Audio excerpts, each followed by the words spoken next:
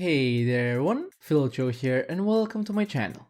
Even though Stardew Valley is quite a sweet game, brimming with positivity and goodwill, but there are some characters in it which are not as good as they seem.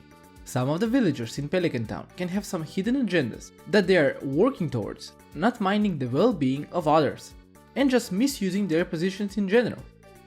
Today we'll be talking about the evil characters of Stardew Valley, which might come off as good at the start, but don't be fooled by them, since their actions speak louder than words.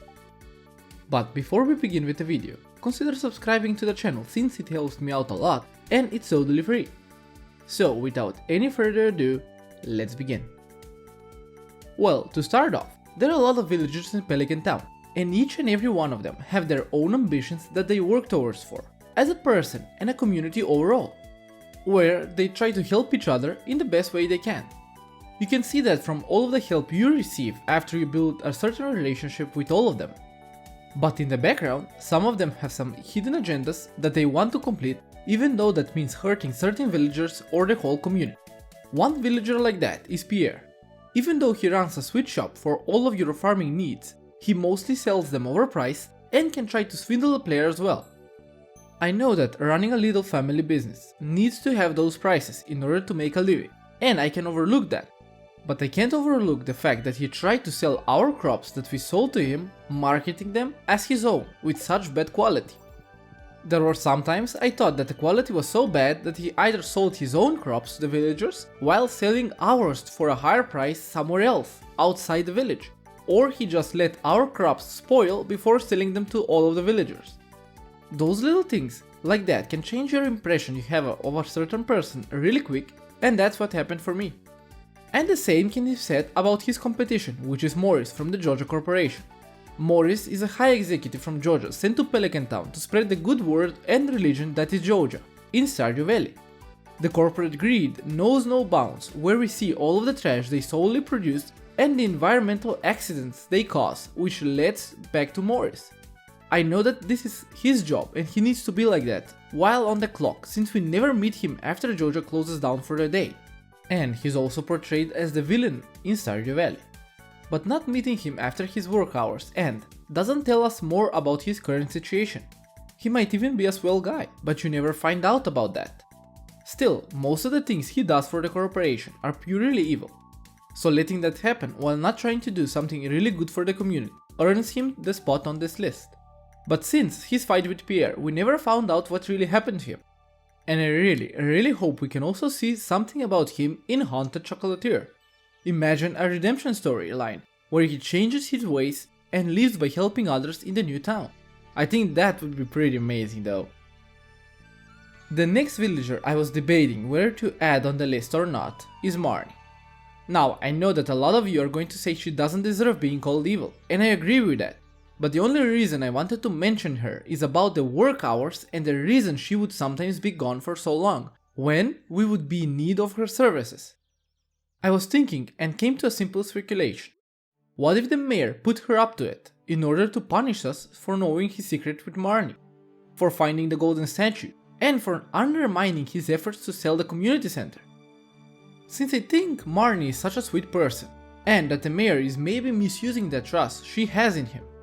What do you think? Do you think that Marnie may be innocent in all of this, or she is also the one that plays an active role in the scam? Let me know what you think in the comment section below. And now for the next one, which for me is considered the most evil villager in the whole game, and that is our trustworthy Mayor Lewis. I really hate the guy for a multitude of reasons, since at the start I was deceived thinking he was such a sweet guy that wants to help you out. For me, I consider him to be the most evil villager in the whole game, which is quite the achievement.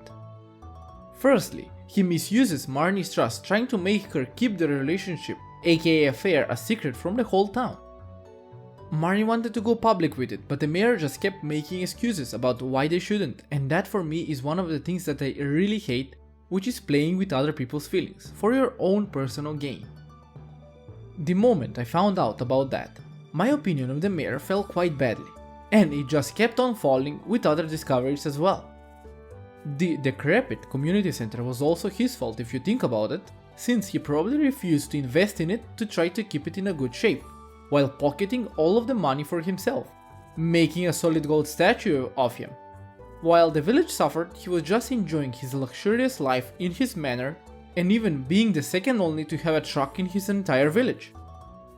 We can also notice his greed and need for power at Emily's Heart event, where he dresses as the governor, and also he had plans to sell the community center to Joja, with the excuse that if someone else buys a Joja membership, he would sell it instantly.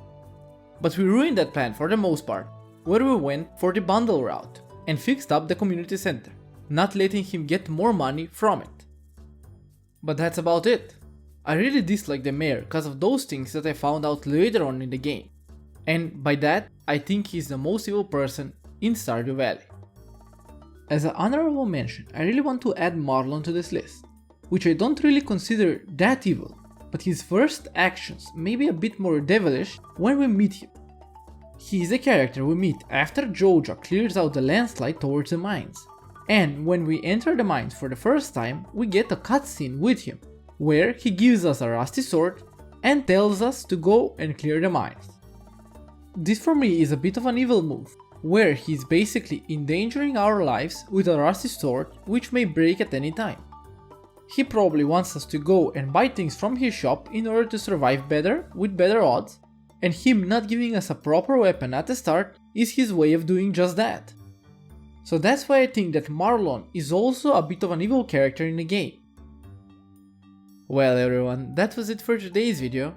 I was quite taken aback from the amount of people with hidden intentions in Stardew Valley, since you would never think that any of the characters in the game will turn out to have some bad intentions towards you.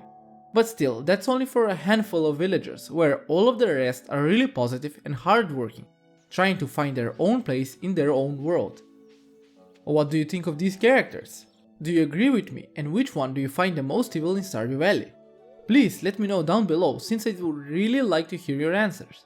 But in any case, if you enjoyed today's video, don't forget to leave a like on it, and if you'd like to see more content like this, subscribe to my channel so you don't miss out any of my future videos. I hope you have a great day, and I will see you all in my next one. But till then, stay safe.